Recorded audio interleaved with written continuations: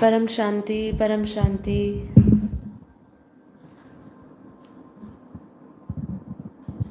परम शांति।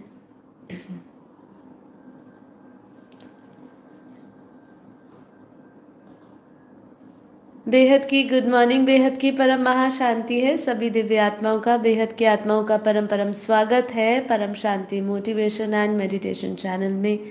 मैं साक्षी आप सभी का हार्दिक स्वागत करती हूँ हमारे डेली लाइव मेडिटेशन में 5:30 to 6:30 में। तो कैसे हैं आप सब? आशा करती हूँ आप सब अच्छे होंगे, बेहद के आनंद में, खुशी में और बेहद की परम शांति में होंगे। तो चलिए आप और मैं शुरू करेंगे आज का हमारा एपिसोड नंबर 828। तो फटाफट आ जाइए, लाइव शुरू हो चुका है और आप अपने ग्रुप में, अपने स्टेटस में शेयर करिए कि लाइव शुरू हो चुका है, जिससे कि सभी ज्वाइन कर सके और फिर हम आज की अपनी चर्चा को आगे बढ़ाएं और आज का हम योग करें। तो बहुत दिनों बाद हम यहाँ से वापस लाइव कर रहे हैं, तो हमारा प्रवास पूरा हुआ और हम अभी अहमदाबाद में आए, तो इसीलिए बीच में हमारे 1-2 दिन की छुट्टी हो गई। आशा करती हूँ आपने सभी अपने दिन को सार्थक किया होगा, आपने बहुत सारा योग किया होगा, ज्ञान सुना होगा, बापूजी की वीडियोस देखी होगी, हमारे लाइव वीडियोस को रिपीट किया होगा। और इसके ही बीच में एक बहुत ही बेहद अच्छी खबर ये है कि कल अनंत का एक पॉडकास्ट जो था वो जो शूट किया था हमने स्पीकिंग ट्री में, बहुत ही जल्द उन्होंने रिलीज कर दिया है। 2026 रीसेट का बटन दबने वाला है। जैसे कि बापूजी कह रहे हैं, एक महापरिवर्तन की तरंगे चारों ओर बिखरे, उसका संदेश अनंत ने स्पीकिंग ट्री के प्लेटफॉर्म के माध्यम से किया। अब तक 22,000 व्यूज़ हो चुके हैं लगभग, और 9 घंटे पहले वीडियो अपलोड हुई थी, मतलब रात के कल शाम को 8 बजे।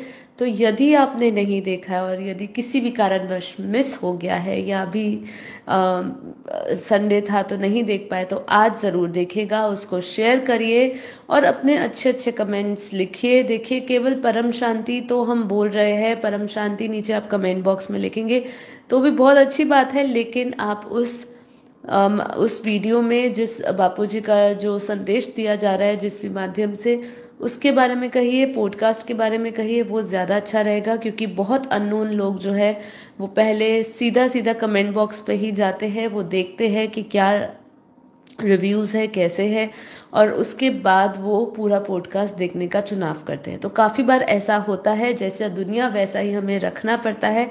इसीलिए आप सभी बेहद की आत्माओं से निवेदन है कि वो एपिसोड में ज़रूर नीचे आप कमेंट्स लिखिए, जिसमें कमेंट्स में खाली परम शांति या बेहद की परम शांति ना लिखिए, लेकिन उसके साथ साथ उस पॉडकास्ट में कही हुई बातों को लिख सकते हैं, या बापूजी की वीडियोज़ को आप कुछ भी उसके बारे में लिख सकते हैं, जो बापूजी ने ज्ञान दिया है उसके बारे में लिख सकते हैं, या पॉडकास्ट आपको कैसा लगा उसके बारे में आप बता सकते हैं। ठीक है, तो बहुत ही बेहद उम्मीद है हमें ये वाला जो टॉपिक है, जो टाइटल है 2026 रीसेट, ये बहुत ही महत्वपूर्ण चीज़ है और महत्वपूर्ण बातें हैं इसमें। बापूजी का सारा परिवर्तन के ज्ञान के ऊपर बात की गई है, कोई विनाश की बात ज़्यादा नहीं की गई है, लेकिन लोगों को अच्छा संदेश दिया गया है, तो बहुत बहुत इम्पोर्टेंट है। हमारे भी इस चैनल के कम्युनिटी पोस्ट में जल्द ही आज आपको उसका लिंक मिल जाएगा। तो यदि आपके पास वो लिंक नहीं मौजूद और आप ये वीडियो को कभी बाद में देख रहे हैं और आप पहली बार आ रहे हैं, तो आपको जल्द ही हमारे इस चैनल के कम्युनिटी पोस्ट में उसका आर्टवर्क के साथ साथ आपको उसका लिंक मिल जाएगा। ठीक है, तो चलिए अब आगे बढ़ने वाले हैं। आज हम हमारे नॉर्मल रूटीन में और आज नई ऊर्जा के साथ यहाँ पे वापस आपके साथ शामिल हुए हैं। तो आज जो हम बात करने वाले हैं, सच्चे आत्मज्ञानी की अवस्था क्या होती है, इसके बारे में बात करने वाले हैं। वेदों के अनुसार समझेंगे, उनके साइन समझेंगे कि वो उनके क्या संकेत होते हैं कि वो आत्मज्ञानी है, और उनकी अवस्था कैसी होती है ये भी हम जानेंगे।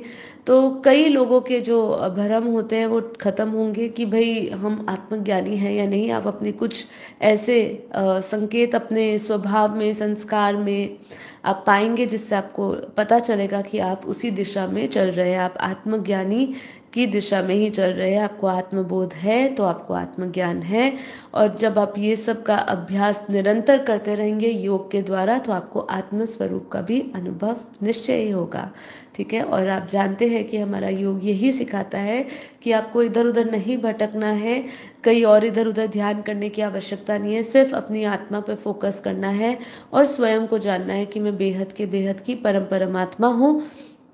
बेहद अर्थात मैं इस मल्टीवर्स से भी परे जो अनंत दुनिया है, बेहद के ब्रह्मांडों की दुनिया है, मैं वहाँ से आई हुई उधर की मालिक हूँ और वहाँ से मैं अनंत ऊर्जा, परम ऊर्जा और परम प्रकाश की हूँ। तो ये जानना ही सर्वश्रेष्ठ ज्ञान है, जो ज्ञान आपको इसका परिचय करा दे, परिचय के बाद आपको इसमें अनुभव में उतार दे, तो वही सच्चा ज्ञान है, वही सच्चा योग है।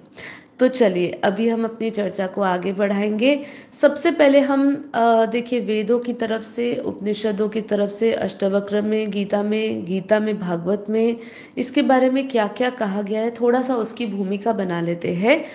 तो उसके बाद हम समझेंगे कि इसका संकेत क्या दिया गया है कि जो सच्चा आत्मज्ञानी होगा उसकी अवस्था कैसी होगी। क्योंकि जो हमारे वेद, शास्त्र, पुराण, अष्टवक्र, गीता, भगवत गीता जो भी हमें बता रही है, वो सिर्फ बता नहीं रही है, वो अनुभव ही बता रही है कि आप कौन हो। जैसे हम कह रहे हैं सच्चे आत्मज्ञानी की अवस्था क्या, उसकी जो व्याख्या बताई है वही आपकी स्थिति है। आप समझ रहे हैं? क्योंकि एक है कि सिर्फ ज्ञान बताना, लेकिन जो उस ज्ञान में जो आपका परिचय है वही आत्मा की मूल अवस्था है, उसी को पाना ही आपका आत्मज्ञानी की सच्ची पहचान है। तो यहाँ पे कह रहे हैं कि सच्चे आत्मज्ञानी की अवस्था क्या होती है, यह वही अवस्था है जिसे वेद, उपनिषद, गीता, अष्टवक्र गीता में मोक्ष कहा गया है, जीवन मुक्त कहा गया है, या परम आत्मा का स्वरूप कहा गया है। तो अलग अलग जगहों पे अलग अलग व्याख्या तो बहुत भिन्न प्रकार से आपको मिल जाएगी, लेकिन सच तो एक ही रहने वाला है, जिसको कोई भी नहीं झुटला सकता, क्योंकि वो सत्य चित आनंद है, वही अखंड है, वही अडोल है, और वही अनंत और वही अविनाशी है, वही अमृत तत्व है। उसको जानना ही आपके जीवन का उद्देश्य या आपके जीवन का पर्पस होना चाहिए। तो शास्त्रीय के आधार से पहले इसको गहराई से समझते हैं कि वेदों के हमें 4 महावाक्य हमेशा पता होने चाहिए। जैसे कि आप मेरे इस वीडियो में भी लाइव में देख रहे हैं, पीछे पर बहुत छोटा सा है तो आप शायद ज़्यादा अच्छी तरह नहीं देख पाएंगे, लेकिन जैसे बृहदारण्यक उपनिषद कहता है अहम ब्रह्मास्मि, और हमारे छांदोग्य उपनिषद कहता है कि तत्वमसि, और मांडुक्य उपनिषद कहता है अयम आत्मा ब्रह्म। तो ये सब चीज़ों को हमें जानना है, ये हमारे वेद कहते हैं। वेदों के अनुसार जब साधक को ये अनुभव होता है कि मैं शरीर नहीं, मैं शुद्ध चेतना, वह संपूर्ण ब्रह्मांड मुझ में ही व्याप्त है, तब वह आत्मज्ञानी कहलाता है। ठीक है, तो आत्मज्ञानी कौन कहलाता है? जिसको ये पता हो कि मैं शुद्ध चेतना हूँ और संपूर्ण ब्रह्मांड का अस्तित्व मुझ में, संपूर्ण ब्रह्मांड मुझ में व्याप्त है, तब वह आत्मज्ञानी कहलाता है। उसकी स्थिति जो होती है वो बहुत ही अलग होती है। वेदों के अनुसार समझे तो उन्होंने कहा कि वो स्थिति जो होती है वो द्वैत नहीं रहता है, वो द्वैत से परे हो जाता है, वो अद्वैत में प्रवेश कर लेता है, क्योंकि उसकी साधना उसको ये बताती है कि वो ब्रह्म स्वरूप है और वही ब्रह्म है, और जो भी वो देख रहा है वो सभी ब्रह्म है। तो वो ये जान लेता है, तो उसकी अवस्था में कोई द्वैत नहीं रहता है, मतलब कोई दोपन नहीं रहते हैं, सिर्फ अद्वैत ही रहता है। कोई भय नहीं रहता है, कोई कामना नहीं रहती है, कोई दुख नहीं रहता है। वह सब में अपने को और अपने में सबको देखता है। ये अवस्था वेद के अनुसार कहती है कि जब ये आपको अवस्था प्राप्त होती है कि जब आपको द्वैत नहीं रहता है, जब आपको भय कामनाएं नहीं रहती है, दुख नहीं रहता है, और साथ ही साथ जब आपको सब में और सब आप में आपको एक से प्रतीत होते हैं, तो ये वेद कहता है कि ये आत्मज्ञानी की अवस्था है। वास्तव में ये जब बोध हो जाता है सब चीज़ों का, तभी वो आत्मज्ञानी कहलाता है। इसलिए ईशावास्य उपनिषद में क्या कहा गया है कि जब सब कुछ आत्मा ही है तब मोह और शोक किसका करना। बहुत सुंदर बात कि इसकी रियलाइजेशन, इसका डीप रियलाइजेशन ही आपको मोह और शोक से मुक्त करेगा। जब तक अर्जुन को आत्मा का अनुभव नहीं था, जब तक वो उसी में उलझा हुआ था, शरीर और देह भान देह के संबंधों में उलझा हुआ था, जब तक वो मोह के बंधन में था, तब तक वो शोक कर रहा था, हर एक चीज का शोक कर रहा था। धर्म के प्रति खड़े होने के लिए युद्ध करने में भी उसको शोक हो रहा था। जब उसका पुत्र मरा उसका भी शोक हो रहा था, पितामह की मृत्यु हुई तो भी शोक हो रहा था, उनके सामने युद्ध करने के लिए उसको खड़ा होना था तो भी उसको दुख हो रहा था। पर जैसे ही उसे ज्ञान आया तब उसने धर्म के प्रति अपना कर्तव्य समझा और फिर उसने अपना धनुष उठाया। तो कहने का तात्पर्य यहाँ पे यही है कि मोह और शोक से भी अगर आप व्याकुल हो रहे हो तो आपको सबसे पहले आत्मज्ञान लेते हो तो भी आपके अंदर ही बोध की अवस्था आती है कि भाई ये सब कुछ नश्वर है। जितने भी हम देह के संबंध देख रहे हैं जो मोह का कारण बने हुए हैं, जो हमारे कारण शरीर में हमें जकड़ा हुआ महसूस कराते हैं, ये सभी नष्ट होने वाला है, ये सभी शोक का कारण बना हुआ है। अष्टवक्र गीता, यदि आप हमारी अष्टवक्र गीता जो one of my favourites episode रहे, बहुत पुराना था, हो सकता है उस समय मेरे चेतना का स्तर इतना हाई रहा हो या नहीं, उसके बारे में नहीं कहूँगी, लेकिन जो अष्टवक्र गीता में आत्मज्ञान के बारे में अष्टवक्र जी ने जो जनक को संदेश दिया है वो हर एक आत्मा को सुनना चाहिए जो इस अध्यात्म बोध की ओर बढ़ना चाहता है। तो उसमें एक बहुत सुंदर क्या कहते हैं कि अष्टवक्र गीता में आत्मज्ञानी की अवस्था को बताते हुए कह रहे हैं कि आत्मा का परम रहस्य बताया। किसने? ऋषि अष्टवक्र जी ने राजा जनक को आत्मा का परम रहस्य बताया। अष्टवक्र गीता में आत्मज्ञानी की अवस्था को साक्षी भाव कहा गया है और साक्षी भाव और अद्वैत स्थिति कहा गया है। यहाँ पे बताते हैं कि तू वही निर्मल आत्मा है जो सबको देखता है पर स्वयं किसी से स्पर्शित नहीं होता है। आत्मज्ञानी व्यक्ति की जो अवस्था है वो कैसी होती है? अष्टवक्र गीता के अनुसार संसार को वह स्वप्न देखता है, उसमें कुछ भी वास्तविक नहीं मानता है। उसको क्या लगता है कि जो कुछ भी उसको दिख रहा है उसको वो वास्तविक नहीं जानता है। यही देखिए परम ज्ञान की अवस्था है। जब आप किसी भी चीज में वास्तविक नहीं देखते हो, जो आपको संसार दिखा रहा है, तो ही आप अपने भीतर उतरते हो, तो ही आप अपनी अंतर यात्रा के ऊपर उतरते हो। क्योंकि अगर जब तक आपको बाहर जो है सब आपको अच्छा ही लग रहा है, क्योंकि जैसे मैंने आपको अपने एक लास्ट एपिसोड में बताया था कि ऐसे कई महाज्ञानी हैं जो अभी भी उलझे हुए हैं मोह में, अभी भी उलझे हुए हैं, अभी भी उनको शोक होता है, दुख होता है, तो वो अपने आप को ज्ञान तो प्राप्त किया लेकिन उस अवस्था तक नहीं पहुंचे। यहाँ ज्ञान की परिकाष्ठा यही है कि ज्ञान समझा और साथ ही साथ आप उस परिकाष्ठा को, ज्ञान की उस अवस्था तक पहुंच पा रहे हो, तो ही हम ये कह सकते हैं कि हमने ज्ञान को धारण किया है या स्वरूप बने हैं हम उसके। इसीलिए कहा कि ये परम स्वरूप की अवस्था है। जब आत्मज्ञानी क्या है? आत्मज्ञानी की अवस्था परम स्वरूप की अवस्था है। तो यहाँ क्या है कि जो संसार को वास्तविक नहीं मानता है, कर्म करता हुआ भी अकर्ता रहता है, ऐसा अष्टवक्र गीता समझाती है। वह न शोक करता है और न हर्षित होता है, ऐसा फिर से अष्टवक्र गीता समझाती है कि ये सब अवस्था आत्मज्ञानी की होती है। तो एक श्लोक द्वारा बताया गया है 15.3 में कि जो जानता है कि न कुछ उत्पन्न होता है न नष्ट होता है, वही बुद्धिमान है।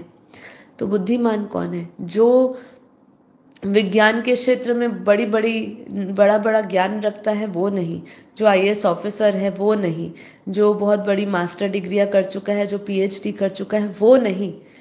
सही बुद्धिमानी, सच्चा बुद्धिमानी वही है जो ये जानता है कि जो कुछ भी उत्पन्न होता है वह नष्ट होता है, ठीक है। और वो जानता है कि वो जितना भी ये दुनिया में संसार को देख रहा है वो सत्य नहीं है। मतलब वो अपने आप से परिचित है, अपने संसार के स्वरूप से परिचित है, परमात्मा के स्वरूप से परिचित है, वही आत्मज्ञानी है। इसलिए मैंने एक जगह पे पढ़ा था, मैंने पहले भी 1-2 दिन पहले ही एपिसोड में बताया था कि एक बहुत विशेष एक मुनि है, जो साधु है, जो अपनी बातों में यही बता रहे थे कि जो आत्मज्ञानी है ना, वो सबसे इंटेलिजेंट है, वो हर एक वैज्ञानिक से भी सबसे बड़ा इंटेलिजेंट है। तो आत्मज्ञानी ही सबसे बुद्धिमान व्यक्ति है आज के संसार में। भगवत गीता में आत्मज्ञान की अवस्था क्या बताई गई है? श्री कृष्ण ने अर्जुन को बताया है कि स्थित प्रज्ञ का भाषा आत्मज्ञानी कैसा होता है। गीता अध्याय 2 श्लोक नंबर 55 से 72 में स्थित प्रज्ञ अर्थात आत्मज्ञानी की अवस्था बताई गई है। मतलब भगवत गीता में उसको स्थित प्रज्ञ का है। हम स्थित प्रज्ञ की बात कई बार कर चुके हैं, कई बार लाइव सेशन में इसकी हम डिस्कशन के साथ साथ इसकी अनुभूति भी कर चुके हैं कि जब व्यक्ति मन के सब कामनाओं को छोड़ देता है और आत्मा में ही संतुष्ट हो जाता है, तब वह स्थित प्रज्ञ होता है। ठीक है, तो वही है कि आप अपनी सारी कामनाओं से ऊपर उठ जाते हैं, जब सभी कामनाओं को छोड़ देते हैं और वो परम संतुष्ट बन जाता है। उसको ऐसा नहीं लगता कि कुछ पाने और छोड़ने योग्य उसके लिए बचा है, तब वह स्थित प्रज्ञ हो जाता है। आगे क्या कहा है? सुख दुख लाभ हानि जय पराजय में सब समान हो जाता है, क्रोध भय मोह समाप्त हो जाता है और वह कर्म करता है पर वो बंधता नहीं है। आत्मज्ञानी ब्रह्म स्वरूप होकर न शोक करता है न इच्छा करता है और वह सबके प्रति समभाव रखता है। यही हमारी गीता का उपदेश है।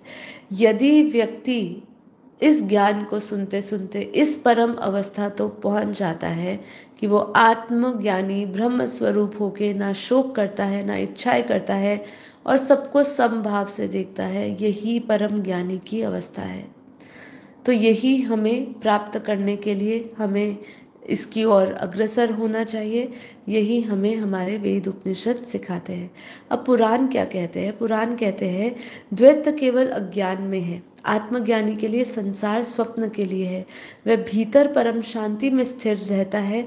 महर्षि नारद जी ने कहा है आत्मज्ञानी व्यक्ति जानता है कि जब सब कुछ नारायण स्वरूप ब्रह्म ही है। ठीक है, तो सबकी अपनी अपनी परिभाषा, लेकिन सत्य एक कि तुम सतचित आनंद ब्रह्म स्वरूप हो, बेहद की आत्मा हो। बेहद का ज्ञान क्या समझाता है? सच्चा आत्मज्ञानी वही है जो न केवल यह जानता है कि मैं आत्मा हूँ, बल्कि यह अनुभव किया है कि मैं बेहद की आत्मा हूँ, परमपिता का अंश हूँ, अनंत ब्रह्मांडों का साक्षी हूँ। वह आत्मा सीमित लोकों से ऊपर उठकर परे होकर परमधामीय चेतना में स्थित होती है, जहाँ न समय होता है, न मृत्यु होती है, न पुनर्जन्म होता है। यही हमारी अंतिम शाश्वत अवस्था है। ठीक है, तो ये अपने वेदों उपनिषदों के अनुसार तो जान लिया कि भाई ये हमारे वेद और शास्त्र, हमारे गीता यही बताती है कि आत्मज्ञानी की जो परिभाषा है वो क्या है और उसकी अवस्था क्या है। पर इसको हम थोड़ा सा और इसको विस्तार में थोड़ा सा सरल भाषा में उसके हम स्वभाव संस्कार में होने हुए परिवर्तन को जानेंगे। तो यहाँ पे सेल्फ रियलाइज्ड जो सोल है, जो आत्मज्ञानी आत्मा है, उसके लक्षण या उसके संकेत क्या है, इसकी चर्चा करते हैं। पहला, शून्य अहंकार और अनंत करुणा। ठीक है, ये हमारा सबसे पहला हमारा आपका लक्षण कहे, आपका स्वभाव संस्कार में परिवर्तन कहे। सच्चा आत्मज्ञानी मैं शब्द का प्रयोग इस शरीर के लिए नहीं करता है, वो आत्मा के लिए करता है। और वो क्या कहता है? वो बहुत ही करुणा से भरा होता है और शून्य, उसका अहंकार जो है वो शून्य हो जाता है। उसकी वाणी में मैं का अर्थ सर्वव्यापक चेतना होता है। वह किसी से ऊंच नीच का भाव नहीं रखता है, सब में एक ही आत्मा देखता है। छांदोग्य उपनिषद इसलिए क्या कहते हैं? यह संपूर्ण सृष्टि ही ब्रह्म है। तो बापूजी इसलिए कहते हैं कि जो ज्ञानी होता है उसकी भाषा, उसकी वाणी, उसका वर्तन सबके कल्याण के लिए होता है। सबको वो किसी को भी दुख नहीं देता, किसी को भी वो कष्ट नहीं पहुंचाता है, ना अपनी वाणी से ना अपने वर्तन से। और इसमें कोई बनावटीपन नहीं होता है, इसमें वो अंदर से ही उसका स्वभाव, उसका जो वर्तन है वो सामने आता है। ठीक है, क्योंकि कई लोग आज स्पिरिचुअल जो है वो कई ऊपर जो कहते हैं ना, कथा के जो व्यंजन है वो कुछ और है, पीछे के व्यंजन कुछ और है। मतलब कहने का मतलब यहाँ पे है कथा में जो भी बातें की जा रही है, जो भी वाणी में बताया जा रहा है, वो वर्तन में नहीं आ पाता है। इसलिए बापूजी कहते हैं ज्ञानी वही है जो वाणी, जिसकी वाणी और वर्तन एक हो जाए। अगर वो उसकी वाणी में करुणा झलक रही है, विश्व कल्याण के लिए भाव या कल्याण के लिए लोगों का भाव चल रहा है तो वो वैसे ही वर्तन में होगा। अगर वो कड़वा ज्ञान भी दे रहा है लेकिन सच्चा ज्ञान है तो उसके वर्तन में भी वैसा ही रहेगा। वो जहाँ पे सत्य बोलना होगा वहाँ सत्य बोलेगा, बिना भय से कि सामने वाला उसको पसंद कर रहा है या नहीं कर रहा है, लेकिन वो सत्य ही बोलेगा। इसीलिए उसकी वाणी और वर्तन एक हो जाते हैं। उसकी उपस्थिति में वातावरण शांत हो जाता है। जो आत्मज्ञानी होता है उसकी चेतना में परम शांति की तरंगे प्रवाहित होती है। जहाँ वो बैठता है वहाँ का वातावरण निर्मल, हल्का और दिव्य हो जाता है। ये आप अनुभव करेंगे या आपको सामने जिस जिस भी वायुमंडल में जाओगे, जो आपके साथ में सगे संबंधी हैं या जो आपके साथ संपर्क कर रहे हैं, वो इसका आपको आपका वो बताएंगे, वो प्रमाण देंगे आपको, या ये वो बताएंगे कि आपके आने से मुझे बेहद शांति का अनुभव हो रहा है। वो काफ़ी, क्योंकि हमारा जो ऑरा है वो उन पर प्रभाव डालेगा। तो इसीलिए आपके जहाँ आप बैठ रहे हैं, जहाँ का जो वायुमंडल है वह हल्का और दिव्य प्रतीत होगा। महानारायण उपनिषद में क्या कहा गया है? एक महानारायण उपनिषद है, उसमें क्या कहा गया है कि जहाँ योगेश्वर अर्थात जहाँ आत्मज्ञानी स्थित होता है वहाँ धरती तक पवित्र हो जाती है। कितनी बेहद सुंदर बात है। देखिए, जहाँ योगेश्वर, इन्वर्टेड में योगेश्वर के आगे आत्मज्ञानी लिखा है, क्योंकि योगों का ईश्वर मतलब जो सभी को जानता है, जो अपने ईश्वरत्व को जानता है, जो अपने तत्व ज्ञान का परिचय रखता है, वही आत्मज्ञानी। जब आत्मज्ञानी स्थित होता है वहाँ धरती भी पवित्र हो जाती है। इसलिए बापूजी ने कहा कि परम शांति के वाइब्रेशंस और बेहद की परम शांति के वाइब्रेशंस केवल धरती नहीं, आपके घर परिवार, आपकी सोसाइटी, आपके राज्य देश को नहीं, लेकिन पूरे ब्रह्मांडीय ऊर्जा को बदलने में सक्षम है। वो परम शुद्ध, परम पवित्र बना देगा पूरे वायुमंडल को और पूरे ब्रह्मांड को। वाणी से सत्य और मौन से शक्ति हो जाती है। तो वाणी से सत्य, जैसे हमारे बापूजी हैं, बापूजी का प्रत्येक बात जो है वो कई लोगों को कड़वा लगती है, कई लोगों को सुपरफिशियल लगती है, लेकिन जब जब कई लोगों ने उसके बारे में बात करी तो लोगों को वो सत्य का भान होता है कि हाँ वो सत्य था। लेकिन उनकी वाणी हमेशा सत्य ही बोलेगी, लेकिन उनके भीतर एक गहरी शक्ति होगी। वो किसकी होगी? योग की होगी, स्थित प्रज्ञ की होगी, गहरे साइलेंस की होगी, गहरे मौन की होगी। तो आत्मज्ञानी बहुत कम बोलता है, क्योंकि उसे ज्ञात होता है कि शब्द तो सीमित है, उसका प्रत्येक शब्द में कंपन होता है जो सुनने वाले की चेतना को स्पर्श करता है। इससे कई लोग बोलते हैं कि बापूजी की जो वाणी है वो हमें, जैसे जैसे हम सुनते जाते हैं उनकी वाणी, वैसे ही हम पावर का अनुभव करते हैं। ऐसा ही है कि आप जब अपने शब्दों में अनुभव को जोड़ देते हो, अनुभवी आत्मा जब जब ज्ञान सुनाएगी आपको, वो उनके शब्दों में आपकी चेतना को वो स्पर्श महसूस होगा, वो परम शुद्ध का स्पर्श महसूस होगा, वो गहरी शक्ति का आपको महसूस होगा। उसका मौन भी ज्ञान देता है, वह बोलता नहीं है, प्रसारित करता है। कितना सुंदर। बापूजी जब जब हमें शांत भी बैठते हैं, जब उनकी सिर्फ हम झलक देखते हैं और वो कुछ नहीं बोलते, लेकिन उनका मौन हमें सारा ज्ञान दे देता है, वही आत्म का अनुभव हमें दे देता है। तो वह बोलता नहीं है पर प्रसारित करता है। क्यों प्रसारित करता है? क्योंकि उनकी तरंगे प्रसारित करने लग जाती है, एक एक के भीतर उनकी तरंगे बोलती है। समान दृष्टि मतलब समभाव, ये भी जैसे हमने भी बात करी, स्थित प्रज्ञ अवस्था में वही अवस्था है जिसमें वो समभाव हो जाता है। आत्मज्ञानी ब्राह्मण, पशु, पक्षी या अज्ञानी, सब में परमात्मा का एक ही प्रकाश देखता है। वह आलोचना या प्रशंसा में स्थिर रहता है। मतलब चाहे आलोचना मिले उसको या प्रशंसा मिले, दोनों में वह स्थिर बुद्धि से या स्थिर बुद्धि में रहता है, समभाव में रहता है। पांचवा संकेत क्या है? समय और मृत्यु की सीमा से परे की दृष्टि। ये बेहद सुंदर जीवन मुक्त अवस्था है, ठीक है, क्योंकि समय से पार हो जाना या मृत्यु की सीमा से पार हो जाना मतलब आप एक तरफ जी रहे हो, आप अपने कर्म नियत कर्म कर रहे हो, लेकिन फिर भी उस नियत कर्म में भी आपको मृत्यु का भय नहीं, क्योंकि आप मृत्यु के सीमा से परे की दृष्टि हो गई है। आप अपने आप को ये शरीर ही नहीं देख रहे, तो मृत्यु का भय कैसा।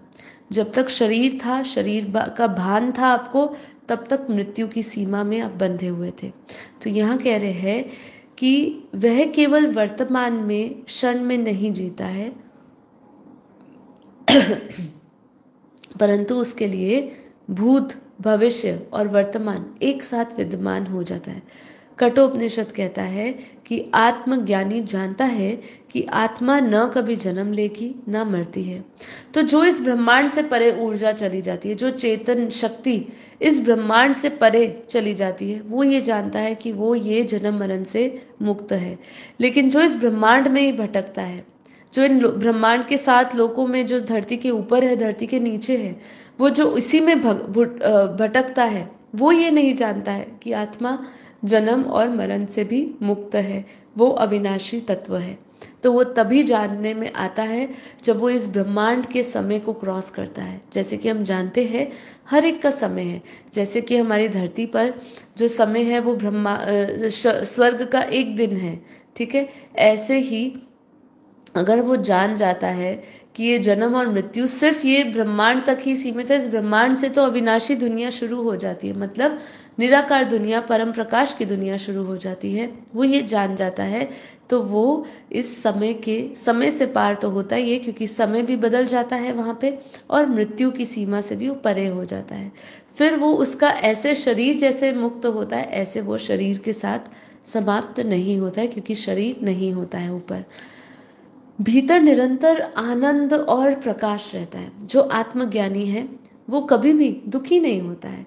कोई भी परिस्थिति आ जाए, जितना भी उसके चाहे परिवार में आए, चाहे उसके समाज में कोई भी बड़ा दुख क्यों ना आ जाए, वो हमेशा अपने भीतर से निरंतर आनंद की अवस्था में रहता है, क्योंकि उसने अपने भीतर के परम प्रकाश को जान लिया है।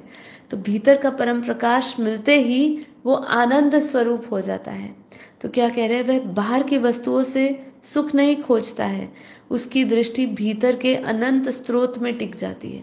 तो जैसे बापूजी कहते हैं, तुम्हारे अंदर बेहद की अनंत अनंत शक्तियां हैं। जैसे ही आपके भीतर आप वहाँ स्थायी हो जाते हो, जहाँ आप स्थिर हो जाते हो, अपने अनंत ऊर्जाओं में टिक जाते हो, तब वहाँ पे आप बाहर के सुख को नहीं खोजते हो। जब बाहर के सुख को नहीं खोजते तो क्या कहता है, यदा यदा नित्य सुख शांति श्लोक के द्वारा कह रहे हैं कि जो नितांत प्रसन्न और शांत है वही मुक्त है, ठीक है। तो ये अवस्था होती है आत्मज्ञानी की। तो ये संकेत हो गया।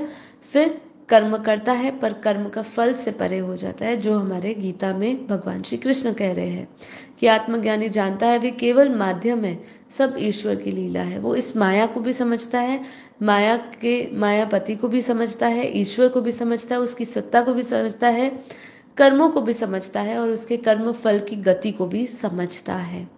निंदा स्तुति में सम रहता है, वो हमने समझ ही लिया है अभी कि कैसे उसकी चेतना स्थिर हो जाती है, तो वह एक गहरा सागर बन जाती है, जहाँ पे निंदा और स्तुति का कोई अस्तित्व नहीं रहता है। सरलता, विनम्रता और स्वाभाविकता उसके सामने आ जाती है। तो जैसे हमारे बापूजी हैं, सहज भी हैं, सरल भी है, विनम्र के साथ सत्यवाणी भी उनके भीतर है, और भीतर का मौन की शक्ति भी बहुत आपको महसूस होती है। वैसे ही उनका वो स्वाभाविक हो जाती है, उनकी विनम्रता और उनका दिव्य सौंदर्य आपके सामने आता है।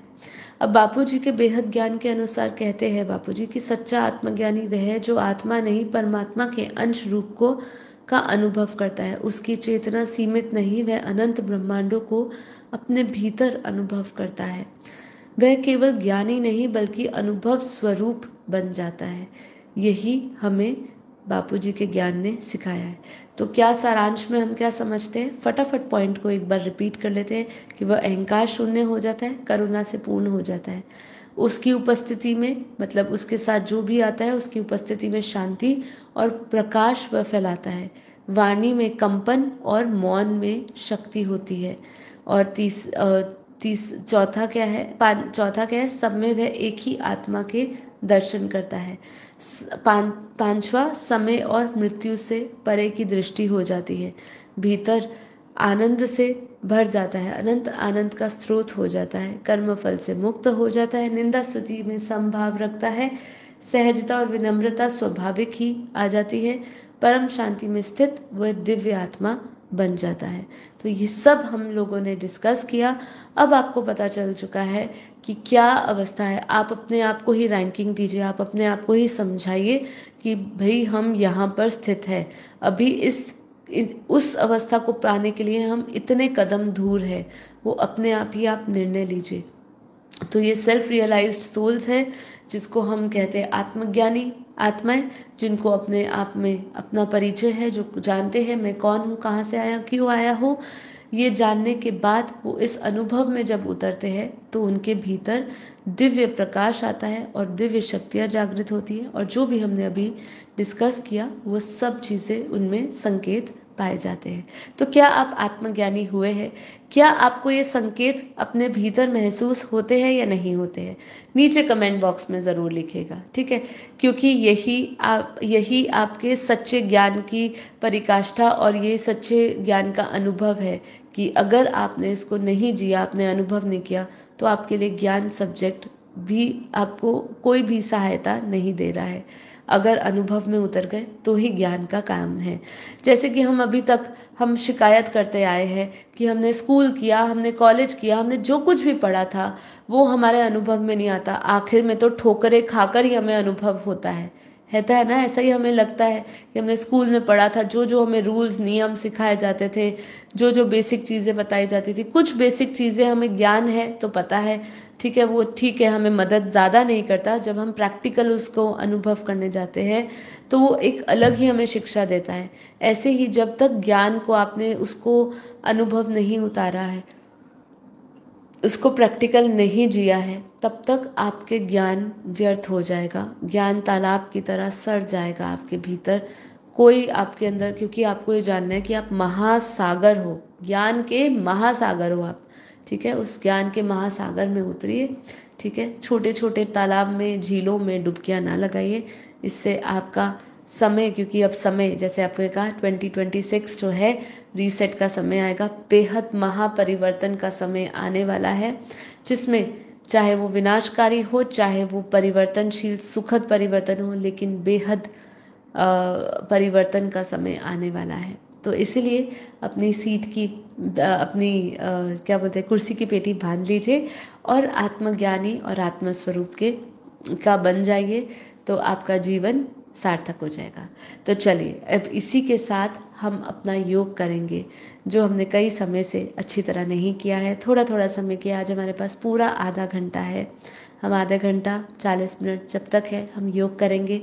तो जो आत्मज्ञानी की अवस्था हमने यहाँ पे डिस्कस करी है कि वो मोह और शोक नहीं करता है, वो समभाव में रहता है, वो नम्रता उसके अंदर होती है, विनम्रता होती है, विश्व कल्याण की भावना होती है। ये सब हमने जो आपके साथ साझा करी है, ये सभी परिस्थिति में हम उतरेंगे, स्थित प्रज्ञ अवस्था में उतरेंगे। स्थित प्रज्ञ अवस्था जहाँ ना वो शोक करता है, ना उसको किसी प्रशंसा हानि लाभ से ऊपर उठता है, जहाँ वो समय से, आत्मज्ञानी समय और